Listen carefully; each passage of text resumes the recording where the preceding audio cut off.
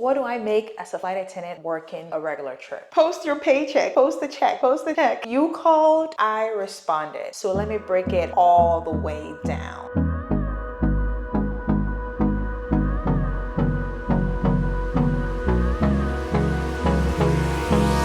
Hold me close till I get up. Time is barely on our side. I don't wanna waste what's left. The storms we chase are leading us. Welcome back to the channel. I am a New York-based flight attendant working with a major US airline company. And in today's video, I will be talking about a typical 3-day trip, what it's worth money-wise, what I actually made from a 3-day trip that I worked as a new or first-year flight attendant. I will first start up by talking about the things that make up the value of our trips, like the anatomy of a 3-day trip. Then I will jump into breaking down the total payout for a 3-day trip that I worked. This is not going to be a hypothetical 3-day. No, it's gonna be a typical 3-day that I work. What makes up our trips? What constitutes the value of a 3-day trip? This, before I move on, will be part of a flight attendant pay series that I do have on my channel. I have a playlist where I talk about our pay from start to finish, and I have different videos talking about different points when it comes to our pay. Specifically, I do talk about our pay, but I feel like this video would give you a better perspective of what like a 3-day trip would actually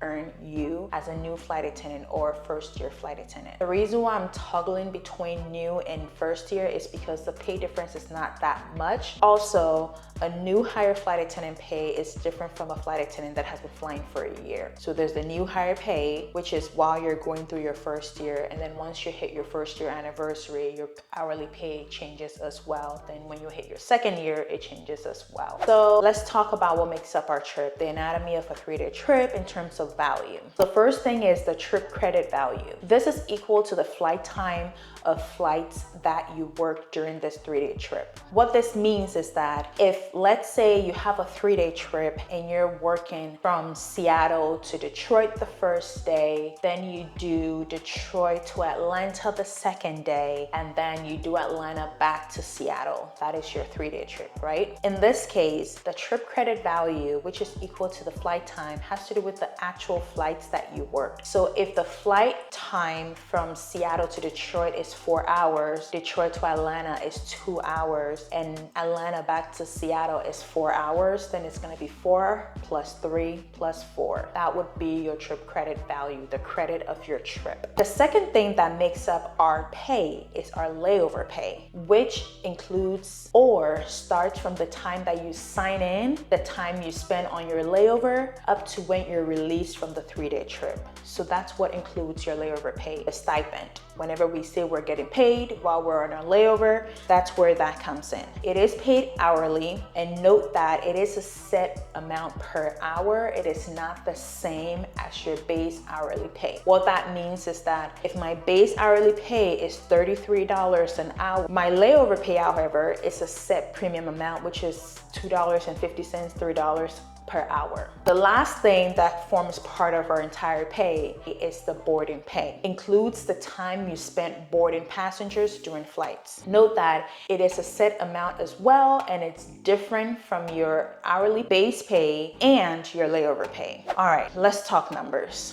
In this example, I will be referring to an actual 3-day trip that I worked while based in Seattle, a 3-day trip with reasonable credit hours that is common. So the trip credit value of this 3-day trip in question is 17 hours and 55 minutes. The 17 hours and 55 minutes constitute the total amount of hours that I will be flying. That's the first part. This trip credit value is paid at $37 and $64 per hour. For me as a first-year flight attendant, for a new hire, it's probably going to be about $33 and some change. Hence, the first part of the payout will be the 17 hours and 55 minutes times my base hourly pay, which is $37.64, which totals $674.38. So as part of this entire 3-day trip rotation, the first part of my pay, based on the flight time, the time I spent working the flights that formed part of this trip gave me a first payout of $674.38. Moving on to the second part of my pay for this 3-day trip, layover hours. With regards to this 3-day trip, from the time that I sign into that trip on the flights, the time I start and the time that I get released from this 3-day trip when I return back to my base, the total amount of hours for this 3-day trip that I will spend away from home is 58 hours and 25 minutes. The layover pay is paid at $2.85 per hour. Since it's paid at $2.85 per hour, hence the payout for my layover, which is the second portion of this entire pay breakdown, is going to be $166.49. The final part of this 3-day trip pay is the boarding pay. Based on the structure of this 3-day trip, I only worked 6 flights.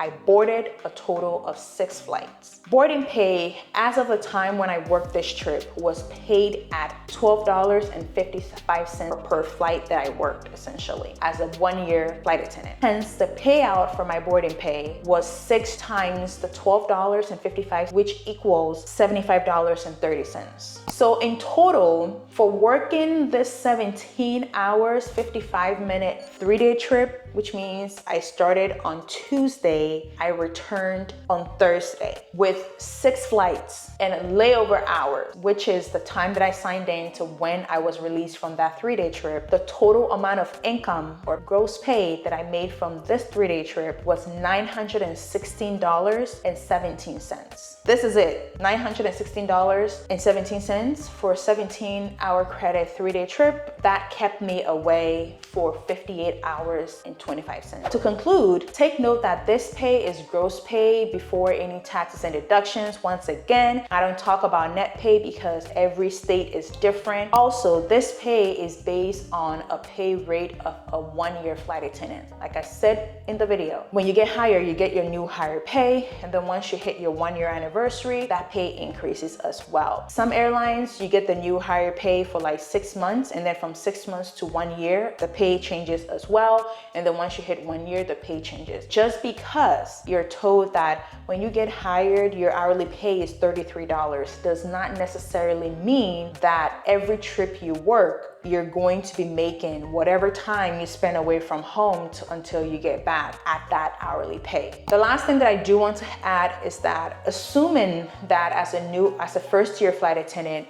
you decide to work 6 of these 3-day trips, that will put your total earning by the end of the month at 6 3-day trips times the $916.17, which puts you at $5,497.02.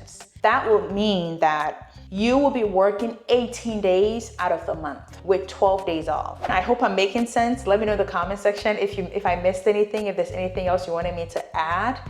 And check out this video here where I do talk about this playlist, actually, where I do talk about all things flight attendant pay. Bye friends, and I will see you in the next one. Bye-bye.